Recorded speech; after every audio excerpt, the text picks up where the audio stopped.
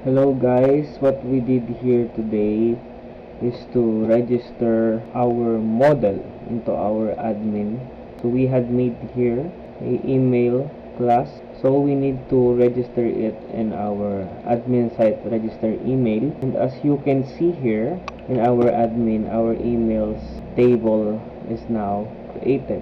Second, what we did here is we compose an email, and whatever is inputted inside here and submit, it will enter our emails table.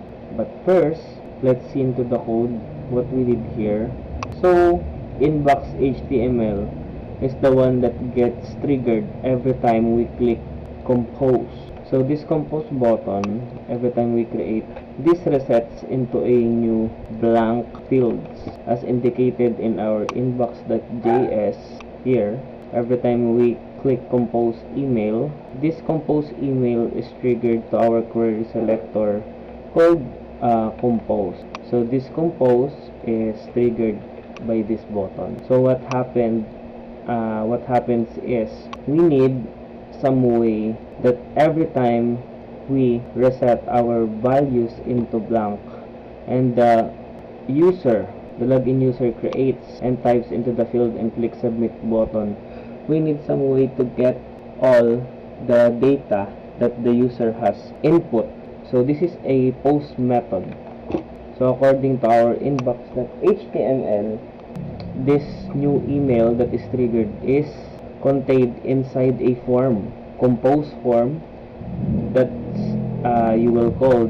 Inside it has fields.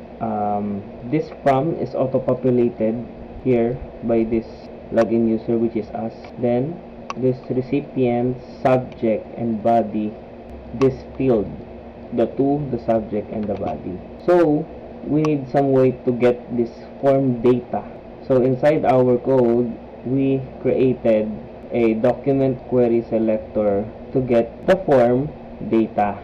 So this compose form data, which is an ID of the form, we attach a onSubmit event listener, wherein every time the user clicks the submit button, we need to execute a code or function. So this is the function that gets triggered inside our onSubmit. This is a asynchronous event, because we are using fetch API for this one. So this event prevents the user from resetting or refreshing the page, and we assign the values of the three input fields into a variable. Then this variable is executed using this await. These emails come from this post email route is indicated to our routes here.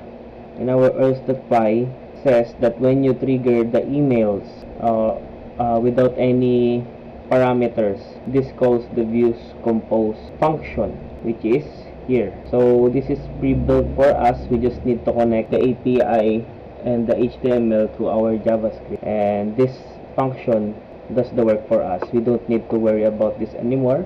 So when this post email method post is called, we parse into JSON our form data, and once the result is okay, we execute into our load mailbox into send. But if there's an error we encountered, we catch it here. So let's try this. So what's going to happen first, we need to create a second email. So let's call this dummy email. So this is the one we'll submit the email to. Then we're going to log in again.